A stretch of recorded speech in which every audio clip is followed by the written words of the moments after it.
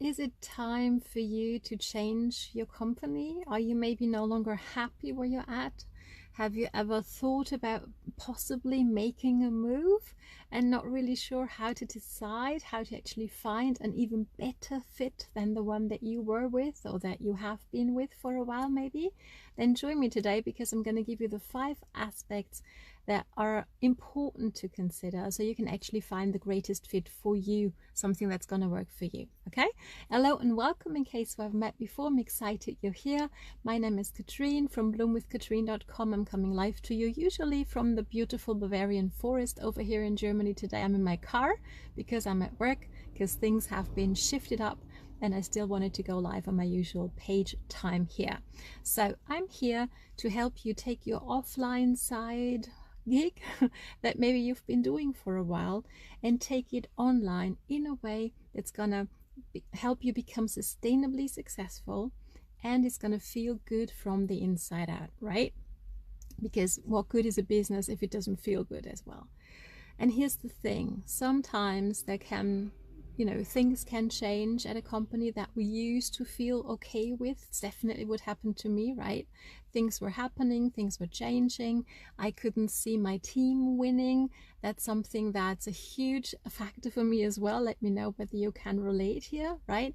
So there can be a few, or quite a number actually, of very valid reasons to make a change at some point. And now what might we consider important to actually make sure that maybe the next company we move to is going to be a great fit? And here's a few a little bit of a food for thought maybe, because if you're anything like me, you love the products, you love the company, you love the people there, and why on earth would we make a move? Well, maybe some things changed within the company, maybe within the compensation plan. Things happen all the time, right? Maybe, I don't know, I had a chat with a beautiful lady the other day, and she shared with me, her upline trained them for like 21 days, right? In a Facebook group, and that was all the training they received, and then they're, sent off on their own into the world of social media. That's not quite a long enough time, I would consider, that people need holding hands, especially in the beginning, right? So we get started on the right way on social media, right?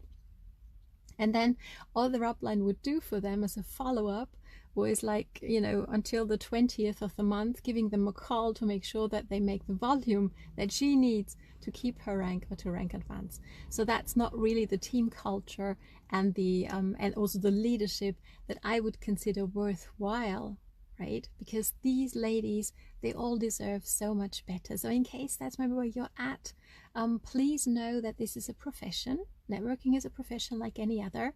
I'm a high-level corporate assistant, and I can choose. I have chosen in the past to change companies, and there's, it's okay to do that. Actually, I think it's like 1 out of 9 networkers actually change companies 7 times until they find their forever home, right? And even then, things can change.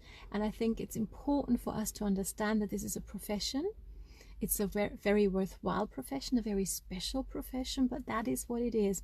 And we can choose to do that with whomever we choose. So now, and I am building a team as well. So if you are in between companies, if you've been networking for a while, then you stop, maybe you're looking at it again now with all that's going on, please feel free to reach out. I'd love to hop on a video call with you so I can share how we do things on my team, so you can see whether that's the best possible fit for you.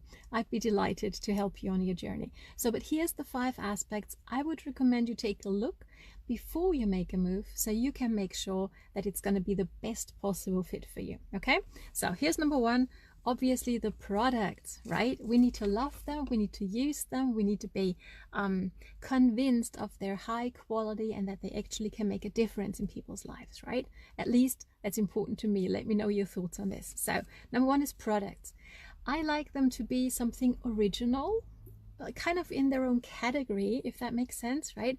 So you don't get them anywhere else but from people like us, right? That's number 1. To me, I prefer to have a product that's consumable.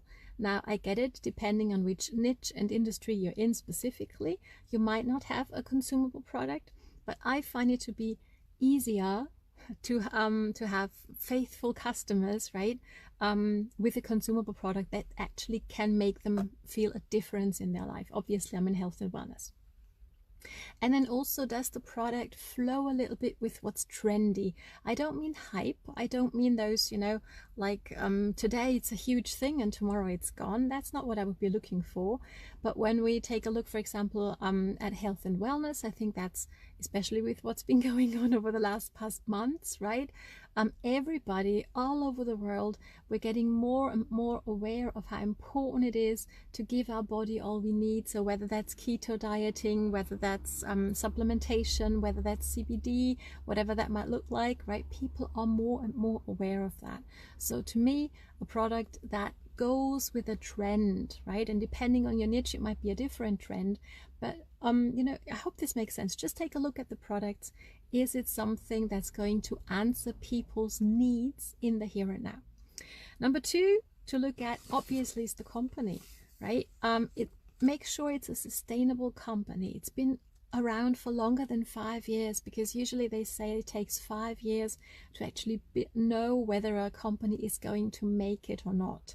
So timing is very important, but I would always prefer to have a company that's on the rise and that's been around for a while already.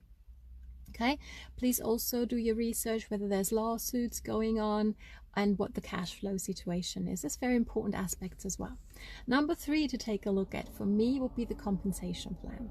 And now a mentor of mine shared a story that really gave me the goosebumps, because she was talking to a high performer in a different company, and they were comparing compensation plans. And that lady, she'd made several $1 million a year, and she didn't even earn 5% of that, right? That's not to criticize, not to judge. It's just the way that this company set up their compensation plan, so that most of the revenue, it's just designed that most of that revenue actually goes up to the higher ranks. So that's just something to take a look at and to be aware of. Also, whether you have a uni-level plan or a binary plan, right? There's so many different things. So just do your research on that one as well. Make sure to talk to somebody in that company that you're consider joining who knows the compensation plan. And if nothing helps, just contact customer service and they'll be happy to fill you in, right? So there's always hoops built into those compensation plans. This is not to say that that's the only thing that matters, but it's an important aspect, I think, to consider. Okay, so maybe some hoops might be as well that you're personally enrolled, need to make a certain volume or need to hit certain ranks for you to rank advance as well, right? And these can make sense. Absolutely. I'm not here to judge. I'm just inviting you to take a look at the compensation plan so you know before you get into what you actually get into. Okay, that makes sense. Let me know. So just make sure that you understand the comp plan so you can make an educated decision on whether that's a good fit for you or not so much. Number 4, huge one, the team. What's the team culture? Is there a let's help each other win culture? Is there whatever your previous experiences may have been, whatever your rank is, whatever your income is, we're all gonna, respect one another and help one another rise? That's a team culture that I would take a look at, as well as the support and the training. Is it an ongoing training basis that you'll have? Is it what's the onboarding process like? Do they have like I shared at the beginning, right, that lady with her upline, giving her a call. I mean, I was never called by my upline in my previous company, never was. And she only gets a call from her at the end, towards the end of the month, just to make sure, that she hits her volume. So what kind of team culture is that, right? So also get a feel for what it's like to be on a team, right? And what you can expect.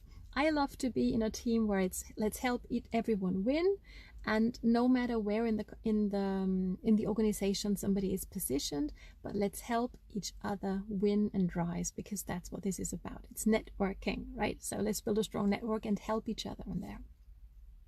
Also, number 5, the last one, but it's not the least one to me, actually. It was one of the important, or the most important factors that made me change, was the system. The system of building, of onboarding, that's crucial to me. because I tried to build a system for building online in a company where the system was product presentations and home parties, right? Can you relate?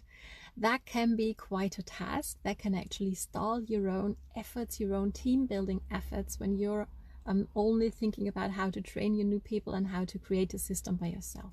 So if you're in between companies, if you're taking a look at this or the other thing, please make sure that you take a look at the system before you join, and also make sure, in this day and age, for me, building online is a must, right? Because oftentimes product presentations aren't even possible right now, right? So make sure that you have a duplicable system, because something that may work well for you and I, if a newbie comes in and they can't get to work and they can't get the results they're looking for in the first 30 to 90 days, we all know that that's when most networkers actually fail and quit. The first 90 days, right? Most of us are actually gone because the system isn't duplicable. So that's very important as well. So make sure that you have an online, for me, it was having an online system that can work for a newbie with zero experience and get them results within the first 30 to 90 days. Okay? Results from day one is what I like to call it. So just a quick recap, right? The aspects I would recommend you take a look at when you consider joining something new is the products, the company, the comp plan, the team, the system, and of course I'm always available to jump on a call with you so I can show you what I do and how we do things in my company and my team to find whether that's maybe the best fit for you. I'd be delighted to jump on a video call with you. Thank you so much for watching. I hope this was valuable. I hope it helps you or friends of yours who might be in between companies. Just put their name in the conversation below or send the broadcast on its way to them. So do take care, be happy, be healthy, and always put a smile on your face, whatever's going on in your world, because then everything is easier. Wouldn't you agree? It's time to bloom, my friend. Talk soon. All the